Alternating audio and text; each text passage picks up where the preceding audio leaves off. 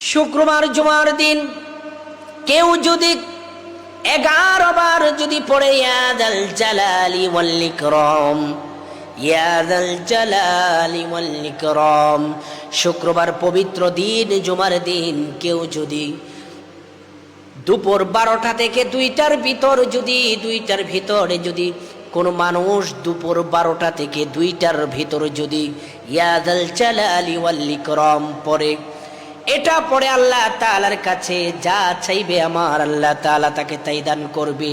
সুবহানাল্লাহ পড়েন সবাই। ইয়া যাল জালালি ওয়াল ইকরাম সহজ একটা বাক্য। ইয়া যাল জালালি ওয়াল ইকরাম, ইয়া যাল জালালি ওয়াল ইকরাম।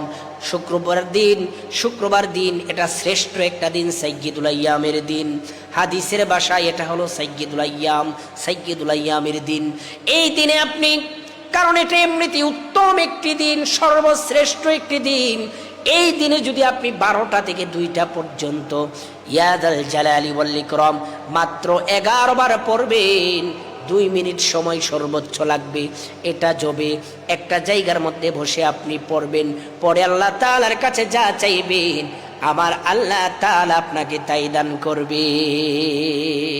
আপনি টেনশনে আছেন, আপনি দুশ্চিন্তার মধ্যে আছেন, আপনি ডিপ্রেশনে আছেন, আপনার ফ্যামিলিতে অনেক সমস্যা, আপনার সন্তান কথা শুনে না, আপনার স্ত্রী কথা শুনে না, বিভিন্ন ঝামেলার মধ্যে আপনি আছেন, সব কিছু থেকে আমার আল্লাহ তাআলা আপনাকে মুক্ত দান করবে। এই বাক্যটা 11 বার আপনি পড়বেন, পরে আল্লাহ তাআলার কাছে দুটি হাত উঠিয়ে আপনি যা চাইবেন আমার আল্লাহ তাআলা তাই দান করবে।